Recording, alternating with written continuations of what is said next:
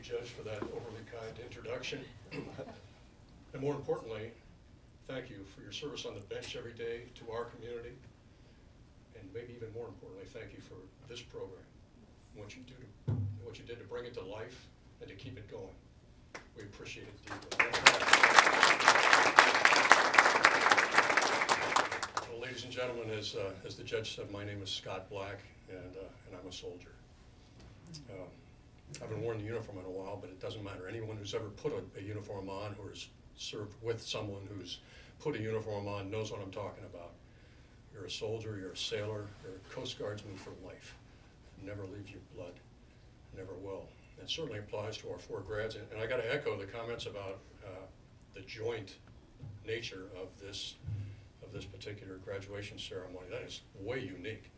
As someone who served at fairly high levels in the Department of Defense, I can tell you the hardest thing in the world is to bring the services together to cooperate and graduate on anything. It's just a nightmare for the most part. And we did it here on a local basis. We got all the services except Keith's Coast Guard represented today. And what an accomplishment. The other thing we all share in common here is I suspect that every single person who put a uniform on here was a volunteer. At some point, you were a pure volunteer. It's been said that there's nothing stronger than the heart of a volunteer. Nothing at all. That certainly applies to the gentleman here in the front row. In fact, they volunteered twice. First time when they raised their hand and, like all the rest of us, took the oath of enlistment and swore to protect and defend the Constitution of the United States against all enemies, foreign and domestic, etc. And the second time when they took the opportunity to participate in this program and to do what was right. They looked adversity in the eye, and they beat it back with steadfast determination and integrity. I gotta say, good on you, good on you. Something else that's a key to volunteers, an underlying characteristic of all of us who've had a chance to serve, throw on the uniform, is a sense of justice. It's appropriate that we're in this kind of a forum today and watching the graduation of these great troopers. A sense of justice, and actually I'd like to relate a little story that I heard a friend of mine told me. His name was Ben Hodges. And Ben was a great soldier and a great leader in the Army. He ultimately rose to the rank of Lieutenant General, 3-star, commanded all U.S. Army forces in Europe before he retired. But as a colonel, he was a brigade commander in the 101st Airborne Air Assault Division out of Fort Campbell, Kentucky. And at the beginning of the Iraq War, Operation Iraqi Freedom, Ben was a brigade commander in that division. And he took his division to war and led them brilliantly. As the fight inched into Baghdad early on, they were started to run into units that were standing and fighting. They all got crushed, of course, but there was some serious fighting going on. And Ben's brigade was in the vanguard of the coalition forces heading into Baghdad. He told me he was, one evening, he stopped by one of the rest areas just back of the front line and wandered into a courtyard where one of his infantry companies was just resting, taking time from the war fight.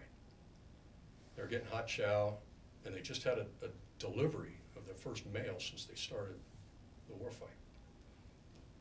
And Ben said as he looked around, he saw a young soldier sitting on the ground. He had a box beside him, and in his arms was a cookie tin, a round cookie tin, filled with homemade cookies. And as he watched, the young soldier was handing cookies out to all his buddies in his platoon. And over on the side was a group of correspondents, one of which was a photographer. And this photographer stood up and wandered across, stood in front of the soldier and asked if he could have a cookie in a heavily French accented voice. Now, if you recall, at the beginning of the war, the French were the only major power to decline the opportunity to join the coalition forces. And there was some abuse of the French, even here in this country, where we boycotted French champagne, French toast, French fries, anything French. We were boycotting it all, right? Well, that young soldier looked up at the French-speaking photographer and said, "There's no cookies for Frenchmen." The Frenchman looked a little taken aback, and Ben said, he said, "But I'm half Italian." The soldier didn't miss a beat. Broke one in half. Half a cookie. Ben said that was the most enduring and endearing moment of the war fight for him. And it told the story of the sense of justice that's embedded in everybody who's ever had a doggone uniform on.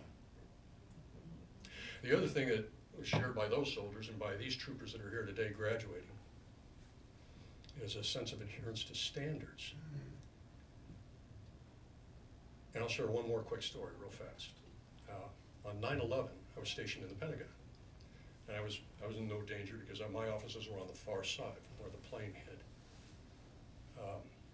But as you all know, we took casualties in the Pentagon that day, and I lost a few friends. And I think the total number was about 76 casualties, mostly Department of the Army, soldiers and civilians. It's just because of the way the plane hit in the building. My boss at the time, I was a brand new one-star, and my boss at the time was Chief of Staff of the Army, Rex Shinseki, 4-star general. And he told me a story about a month later, and it was actually an event that took place a week after the attacks of 9/11. He was up for a memorial funeral service for one of the troopers, one of the Army troopers who was killed in the attack. And he was at the chapel on Fort Myer. Fort Myer's right up on the hill above Arlington Cemetery, and then below that is the Pentagon. And it's a chapel that was built in probably 1850, somewhere around there. It's been there forever.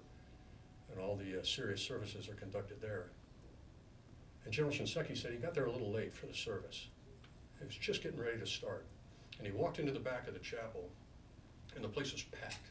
So there's no seating available at all. Friends, family, high-ranking, low-ranking, military and civilian folks all attending and honoring this trooper who had died. And General Shinseki told me he stood at the very back. He didn't want to intrude or make a fuss. And as he stood there, the old guard team of troopers wheeled the casket into the entryway. And the old guard is the 3rd United States Infantry. They're the guys that are stationed at Fort Myer, and they do all the ceremonies for all the events that happen in the DC area. The soldiers that are walking the Tomb of the Unknown Soldier Guard, that's them. And in this particular case, there were 2 young troopers from the old guard stationed at the front of the casket and the back of the casket. And they were the escort, the pallbearers, honorary pallbearers. General Shinseki told me that as he stood there, they wheeled the casket in, it came to a stop, and a civilian Catholic priest came up to the head of the casket, sprinkled some holy water over the casket, and said a few words. And then he turned to an assistant and took a white lace shroud, and tried to hand it to the young soldier at the front of the casket, an E4. All these guys were E4s, by the way, like all of you. The soldier looked at him and said, "Sir, we don't ever cover the colors. Flag draped casket, not going to put the shroud on the colors." The priest looked at him and very quietly leaned forward and said, "Son, this is a Catholic service. We must have the shroud on the casket." And at that point, my boss, General Shinseki, said he started to inch toward the 2 to put himself between the pending conflict between church and state.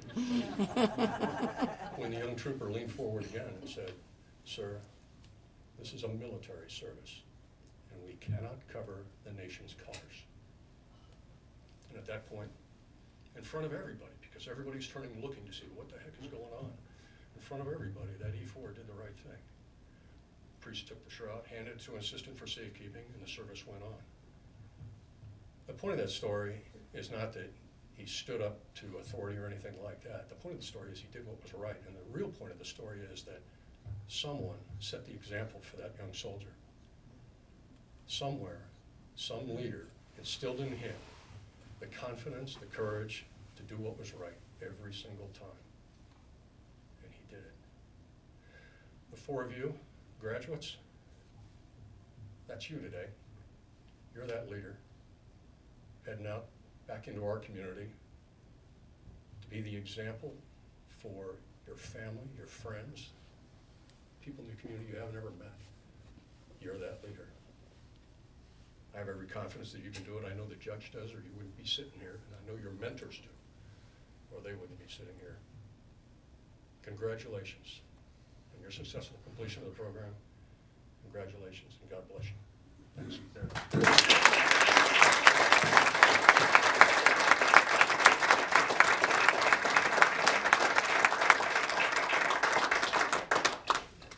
General Black, I can't thank you enough